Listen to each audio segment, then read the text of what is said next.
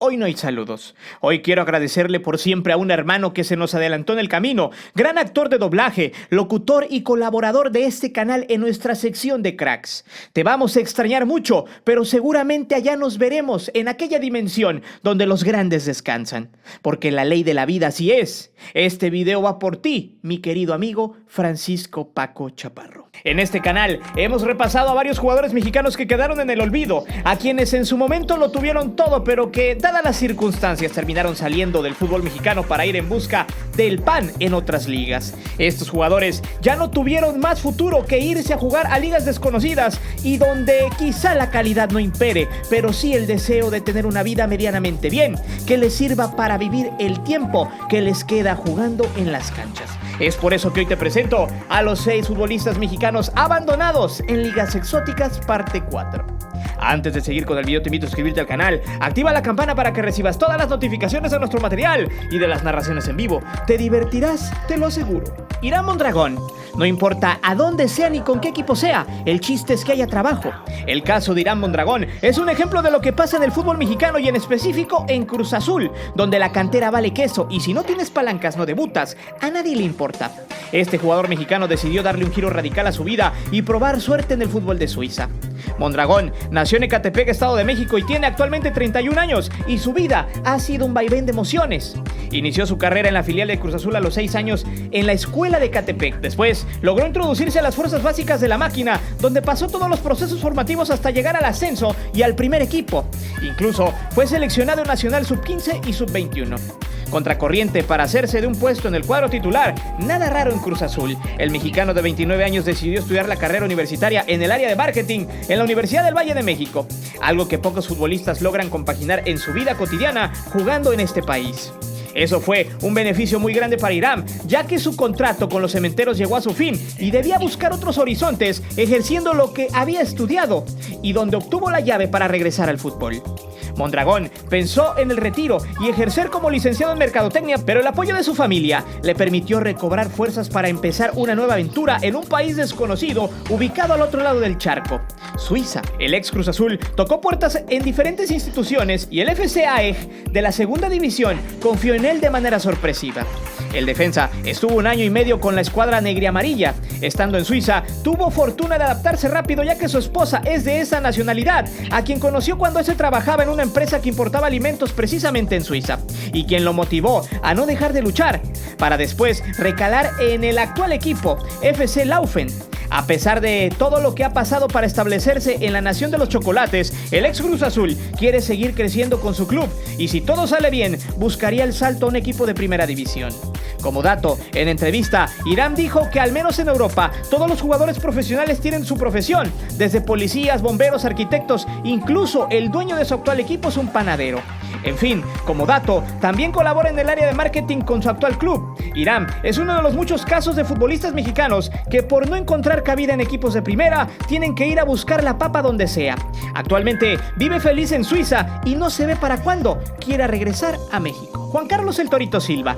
Hay quienes no logran cuajar del todo bien cuando llegan a primera o tocan el cielo y se marean de volada. Esta situación se apega perfectamente a la carrera del mediocampista Juan Carlos Silva. Muchos lo conocen como el Torito por bravo y porque a veces metía la pierna a lo menso, aunque la verdadera historia es que cuando este fue a hacer las pruebas a Cuapa, se llevó el uniforme de su entonces equipo, los Toritos México, por lo que otros jugadores comenzaron a decirle Torito. Juan Carlos salió a la luz de la escena del fútbol tras conquistar el campeonato sub-17 de Perú 2005, donde fue titular frente a Turquía y vio minutos en la final ante los brasileños. Tras el dantesco logro, Silva se mantuvo en las fuerzas básicas del América hasta que finalmente llegó el día del debut, un 12 de agosto del 2007. Al contar con toda la confianza de su equipo, Torito vivió un año de ensueño, con anotaciones contra Chivas y una participación destacada en la Sudamericana del 2007, por lo que el cielo parecía el límite, agrandado, y con la venia de estar en un equipo grande, el Torito se confió. Su vida cambiaría luego de que una tarde en Ciudad de México lo intentaron asaltar y robarle su camioneta cuando iba con su novia. El Torito se resistió y recibió un impacto en la nacha. A pesar de eso, el Torito los persiguió en su camioneta, pero lamentablemente terminó chocando con otro auto y se dio la fuga para atenderse del glúteo. Ahí pase a cobrar al club, le dijo al don agraviado. Sin embargo, gracias al incidente y a pesar de sus más 80 encuentros con la playera azul crema, el equipo lo mandó al Hades con el Necaxa en 2011, equipo con el que terminó descendiendo ese mismo año. Con ello, quedó marcado su declive, mismo que comenzó en 2008 con la eliminación del Tri en el desastroso preolímpico en aquel desastre de Carson. Silva dio inicio a una difícil carrera en la Liga de Ascenso con equipos como Irapuato, Celaya, Correcaminos y otros más, pero sin encontrar la regularidad necesaria para llamar la atención de los clubes de primera división. Prácticamente estaba destinado al fracaso y al olvido. Finalmente, y ante la falta de oportunidades, salió en busca de minutos, búsqueda que lo envió hasta el fútbol de Guatemala. Su primera aventura fue en el Malacateco en 2015. En 2016 regresó a México con Murciélagos y la UAT, hasta caer en 2017 al Sanarate, donde le fue medianamente bien. Pasando por el Xelajú hasta 2018 y después regresó al Sanarate, en donde ha encontrado estabilidad futbolística y personal, además de ser un referente y donde quizá terminará sus tristes días como futbolista.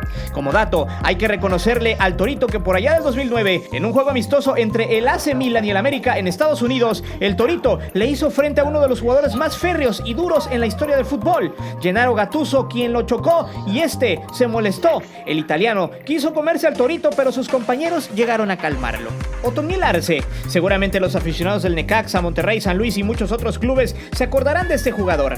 Arce, nacido el 8 de noviembre del 89 en Tejupilco, Estado de México, juega actualmente en el fútbol peruano y fue víctima de no encontrar chamba en algún otro club de primera o ascenso MX, por lo que tuvo que emigrar primero a Guatemala por allá del 2018. ¿Pero cómo sucedió esto?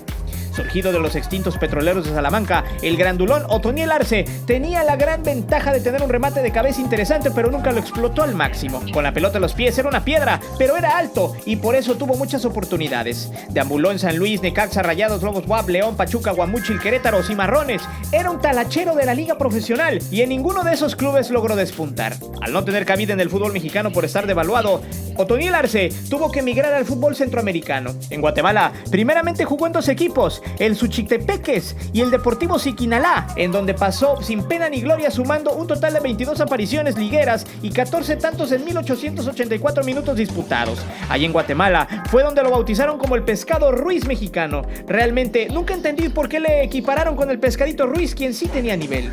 Sorpresivamente, en 2019 llegó al Municipal, en donde se coronó campeón y levantó el título de goleo. Se convirtió en un ídolo en ese equipo y por fin demostró un poco de calidad que lo llevó hasta ahí. Pero al finalizar el torneo, donde fueron campeones, se dio la noticia de su salida al fútbol peruano. Entre lágrimas guatemaltecas, el Melgar de Arequipa anunció a principios del 2020 la contratación del delantero mexicano Otoniel Arce como estrella y punta de lanza de su ataque. Arce llegó con el palmarés de campeón de torneo Apertura 2019 del fútbol de Guatemala con el Club Deportivo Municipal. Un verdadero crack. El atacante azteca fue el cuarto fichaje del Melgar para la temporada 2020. Esta escuadra rojinegra ha contratado a Edson Aubert, el uruguayo Pablo Míguez y al mexicano Omar Tejada. Liborio Sánchez, cuando tu destino es ya no tener reflectores en el fútbol, la resignación debe empezar a pasar factura. Si el jugador no hace más por cuidarse y trabajar para crecer y sin entrenamiento, ni compromiso ni constancia, es poco probable que un futbolista alcance la gloria y sobre todo logre mantenerse. Así ocurrió con Liborio Sánchez, joven canterano de las Chivas y que parecía se convertiría en el ídolo, pero que terminó sufriendo en el fútbol de Guatemala. Salido de las fuerzas básicas del rebaño, Liborio mostró grandes cualidades y destacó como portero suplente cuando tuvo la oportunidad de jugar en primera división. Sin embargo, pagó caros algunos de los errores que llegó a cometer. Debutó con el equipo rojiblanco en el Clásico Tapatío un 17 de abril de 2010. En aquel torneo Luis Michel era el arquero titular, pero al ser convocado a la selección mexicana, Liborio tuvo que tomar el manto del arco la última parte del Bicentenario 2010, teniendo una actuación mediana.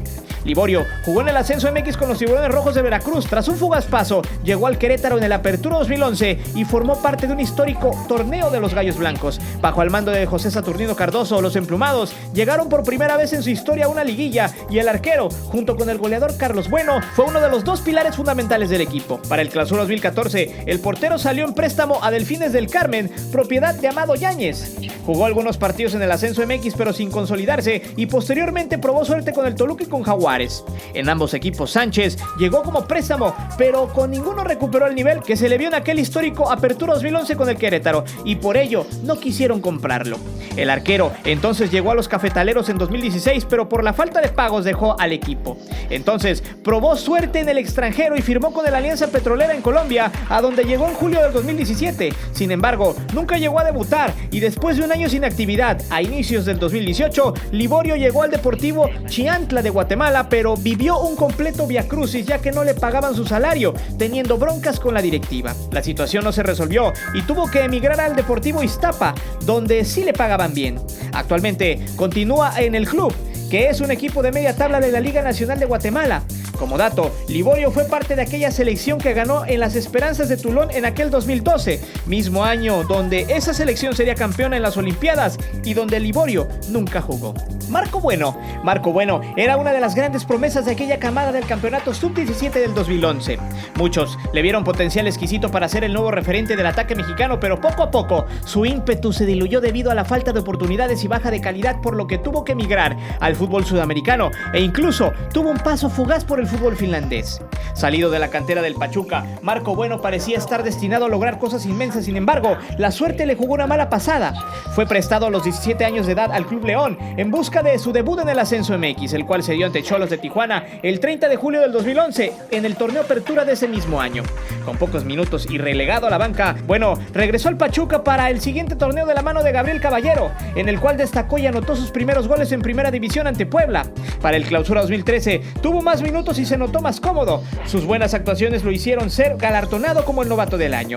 A pesar de sus actuaciones en la campaña 2014, empezó su viacrucis y portó las playeras de Estudiantes Tecos, donde logró anotar en 8 ocasiones, llamando así la atención del Toluca, que lo tuvo un torneo y fue para el olvido. En ese mismo año regresó a la Fiera, estando 2 torneos. Fue prestado una vez más, ahora con Chivas y luego con Rayados de Monterrey. Realmente su paso fue un fiasco en la mayoría de los equipos, que no le dieron muchas chances. Tras quedarse sin opciones, Bueno encontró cabida con el Everton de Chile para 2018, aunque no le fue nada bien, pues sus actuaciones fueron muy dispersas. Tras quedarse fuera de la lista, Bueno tuvo que encontrar un lugar hasta el fin del mundo con el Helsinki finlandés, donde estuvo todo el 2019 y donde nunca se pudo acoplar. Por suerte, Bueno fichó a principios del mes con el Oriente Petrolero de la Primera División de Bolivia. La directiva de los Refineros anunció la llegada del atacante de 25 años de edad por medio de sus redes sociales, en las que destacó su trayectoria en la Liga MX y con la selección mexicana. Hasta ahora, el futuro de Marco Bueno sigue siendo incierto. Lo que pudo haber sido una carrera llena de éxitos y de sueños europeos, terminó siendo un misceláneo de equipos y de ligas de medio pelo. Al final del día, Marco Bueno terminó siendo malo para el fútbol. Luis Nieves. Muy pocos conocen a este jugador, que en su momento se pensó sería un chico que llegaría a jugar en Primera División. Surgido de los Guerreros de la Bahía de Banderas en Nayarit, este delantero en su momento pensó en dedicarse al béisbol. Por su rapidez y sus movimientos lo llevaron a jugar con el León. Con la Fiera estuvo por 13 temporadas, la mayoría del tiempo cuando la Fiera estuvo en el ascenso, y con quien precisamente logró subir a Primera. Con el Club Esmeralda sumó 147 partidos y anotó 37 tantos. Desgraciadamente ya no tuvo cabida con la Fiera cuando estos regresaron a Primera. En 2013 pasó a formar parte de los Tecos, donde apareció en 11 partidos anotando 2 goles, y después deambuló con los Lobos WAP hasta 2014, pasando sin pena ni gloria, y terminó sufriendo una lesión de fractura de peroné en un entrenamiento que lo alejó de las canchas por 10 meses. En 2015, Nieves fue fichado por el Independiente de Medellín por recomendación del Grupo Pachuca, y donde solo jugó algunos partidos sin lograr adaptarse. Fue así como regresó ese mismo año para vestir la casaca del Corre, y un año más tarde, en 2017, vestiría la playera de los Melenudos. Siendo un jugador mediano, Nieves ya no encontró cabida en México y terminó yéndose al Deportivo Chiantla de Guatemala, donde tuvo un paso efímero y de paso sufrió un éxodo de pagos, ya que el equipo se fue a la ruina financieramente. Dentro de sus compañeros estaba Liborio Sánchez. Tras tener el problema de los pagos, Nieves tuvo que salir del equipo y actualmente encontró lugar en el Santa Lucía Cotzumalguapa de Guatemala, donde tratará de terminar su carrera con dignidad a sus 34 años de edad en el olvido. Es así como estos jugadores no tuvieron la suerte, las recomendaciones ni la calidad requerida para jugar en Primera, de buscar un mejor modo de vida, y terminaron en la oscuridad de otras ligas poco competitivas para muchos. Por eso yo te pregunto, ¿por qué nunca han podido despegar varios jugadores mexicanos en su propia liga? ¿Qué otros jugadores mexicanos están perdidos en ligas exóticas? Recuerda que tienes toda la libertad de expresarte aquí abajo en la caja de comentarios. comentarios, porque siempre los leo. Y sí, no olvides suscribirte al canal y de activar la campana de notificaciones. Mi nombre es Guillermo Antonio y recuerden, si nacieron para ser huracanes, no sean vientos ligeros. Bye.